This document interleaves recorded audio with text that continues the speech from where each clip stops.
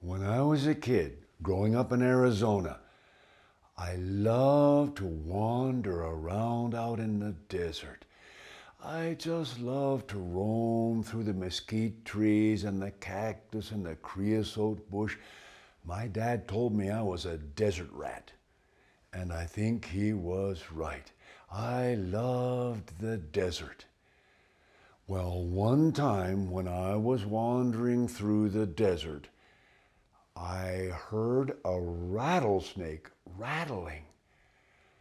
I started to follow that sound, and I discovered that a big rock had slid down from the bank of an arroyo and landed right on top of a rattlesnake, and it had pinned him to the ground. Well, I was a kind-hearted kid. I loved all animals. I felt sorry for the snake stuck under a rock like that. So I found a long stick. I pushed the rock off. That rattlesnake looked up at me. I could tell from the look in his eye, he really appreciated what I had done for him. I said, "Oh, I don't mind helping you. You can just go your way and I will go mine." And I just turned and walked away. Well, I had taken about 10 steps, and I happened to look behind me, and the rattlesnake was following me. I said to him, "You can't follow me. I have to go home. Just go on your way." Well, I did reach down and pat him on the head a couple times, just to be nice to him, you know. And then I turned and I walked away. But he kept following me. I would speed up. He would speed up too. I would dodge around a bend in the arroyo and run to get ahead. He would catch up to me every time. The rattlesnake followed me the whole way home. So when I got home, I said to my dad, "Hey, Dad, can I keep this snake for a pet?" My dad said, "What?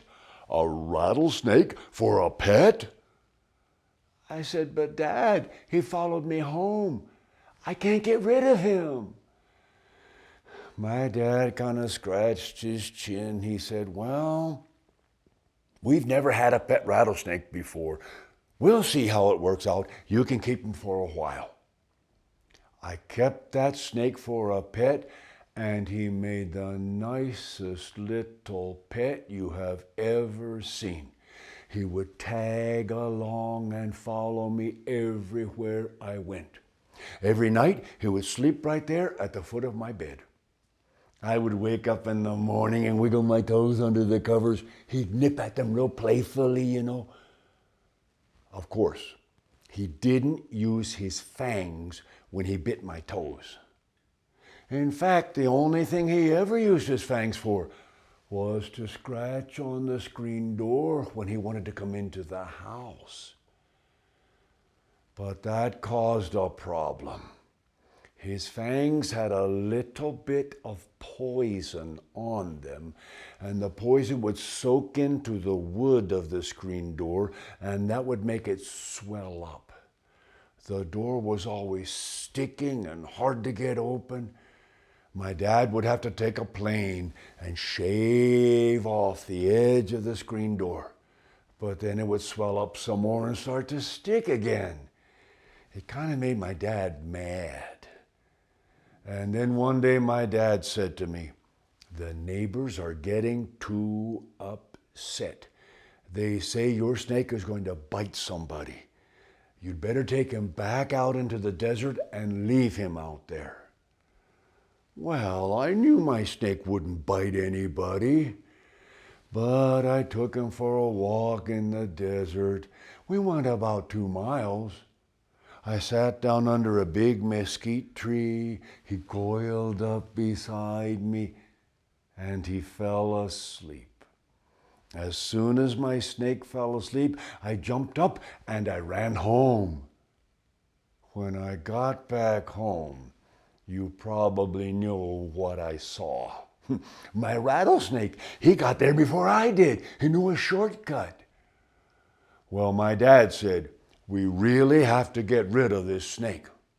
So he put him in the trunk of the car and we drove 35 miles out into the desert and we left him way out there.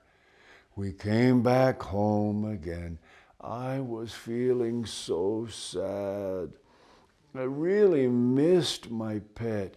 I didn't have any appetite for supper. I couldn't fall asleep that night.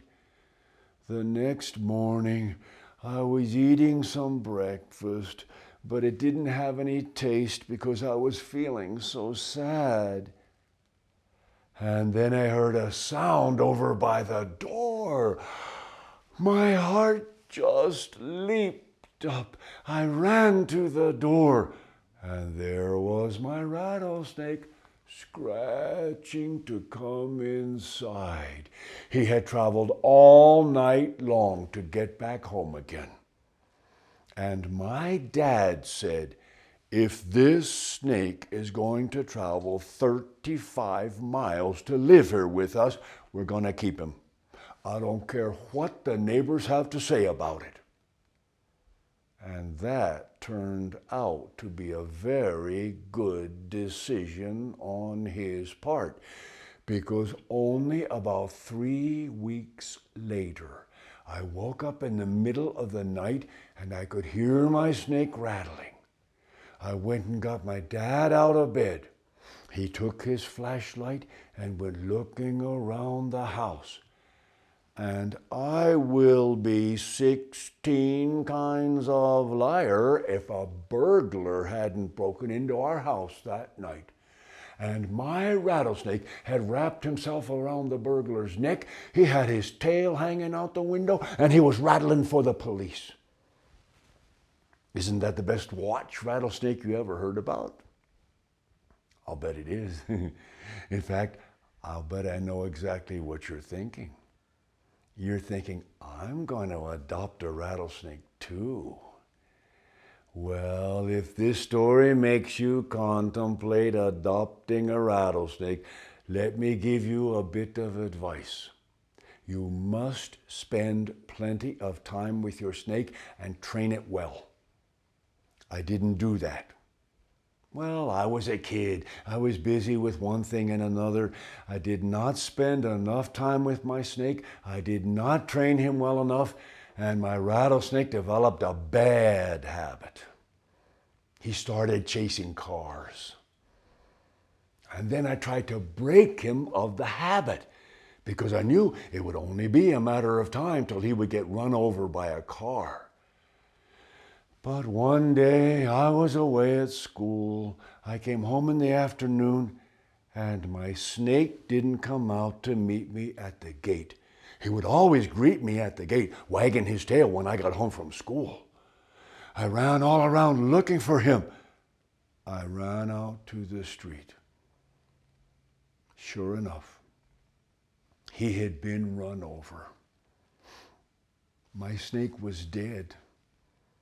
He was just lying there in the middle of the street. Just like I have been lying to you the whole time.